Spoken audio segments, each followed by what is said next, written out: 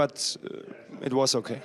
Thomas, this is Terry. Hi, Terry. I wanted to ask you a question about your positioning on the field and where you were every time in between the fullback and the centre back to make sure that they were not going to jump, especially in the first half with Leroy Sané coming in and Musiala. You switched it in the second half because they played high and wide and Guerrero took the same position as you were doing on the other side. How do you feel playing in that position and doing that job? I think it doesn't matter in which position you are. When you are an offensive player, you always have to be on the jump to be in between. That the defenders always have to think and to decide. And maybe there is a second they decide wrong, and that's all about.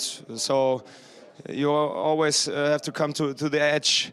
When Antonio Rüdiger is thinking, okay, maybe it's a little bit too wide to jump out, and then maybe I have space. And when he jumps out, maybe the space opens behind him. So, yeah, 90 minutes, it's always the same game. When you're not able to, like you or Jamal or Leroy or these kind of guys, Vinicius, when you're not able to take the ball in your own half, dribble 10 guys and score a goal, then you have to get the guys of the other team moving. And when they move wrong, you have to be there.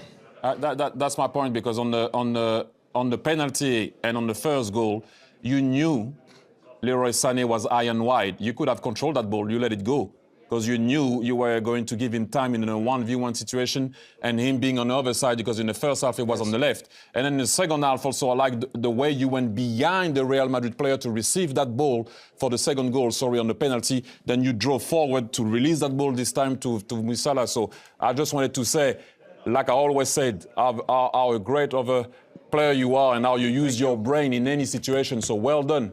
Because the two goals were thanks to you. For me, it seems simple, but I know what you mean. I always wondering sometimes when I see player, they don't do that easy stuff to make their life easier. But in the end, it worked well today in some kind of situations.